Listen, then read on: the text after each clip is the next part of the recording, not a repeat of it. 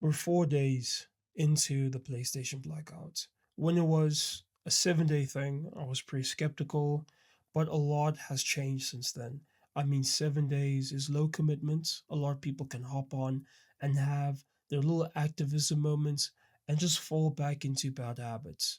What does a week actually accomplish against a company that just told their investors that the backlash had zero business impact?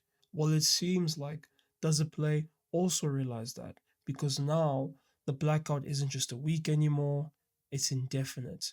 And that completely changes this conversation. We went from asking for the bare minimum to asking people to potentially walk away from something they've invested years, even decades into. And I'm not going to pretend like that's a simple ask. And that shift deserves an honest conversation. And I'm going to start that conversation with something a lot of people won't like. Sony ending physical media isn't the biggest problem in gaming right now. The biggest problem is the people actively working against movements like this. I'm talking about the ones still placing digital pre orders. Sir Count, pre-order doesn't mean shit, okay? When you pre-order a game, you're just committing to paying for something that some assholes in California haven't even finished working on yet. You know what you get for pre-ordering a game? A big dick in your mouth.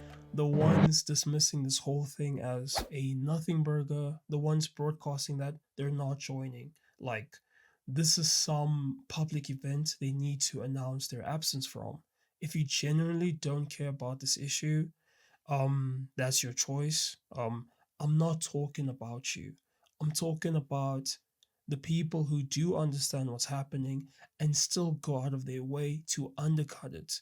You couldn't wait 7 days to place that pre-order. Like I would be being so serious. What message does that send to Sony that the pressure isn't working? That no matter how bad the business practices get, enough people will always show up and pay. And look, I know that comes across as harsh, so I want to be fair here. It's easy for me to talk like this when I can just hop on PC or Xbox whenever I want. Well, some people only have a PlayStation, a platform that houses their friends and their library, and asking those people to walk away indefinitely isn't a small ask, it's a real sacrifice. And if we dismiss that, we become the people they paint us to be, unreasonable or out of touch. And let's be real, 7 days was manageable.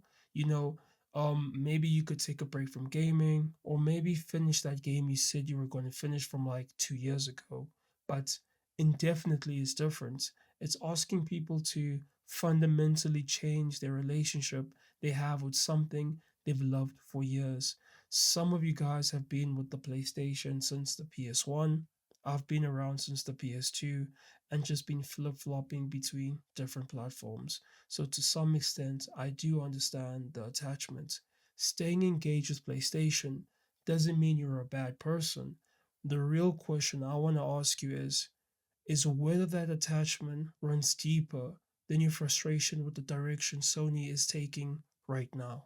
So, Sony isn't reversing course. They said it, it's on record. The $1 million question right now is what does that mean for the blackouts? The truth is, this only works if the line holds. And right now, the line is showing cracks. And I'm not here to tell you what to do. If you're interested with, I'm sorry, if you're frustrated with the direction Sony is taking, and if you want better consumer rights, then consider joining. The original ask was 7 days. That's still the easiest entry point, but the truth is, a single week of silence isn't going to move them. They've already told us that real pressure only starts when it stops being convenient, whether that means going longer or simply being more consistent with where we put our money going forward.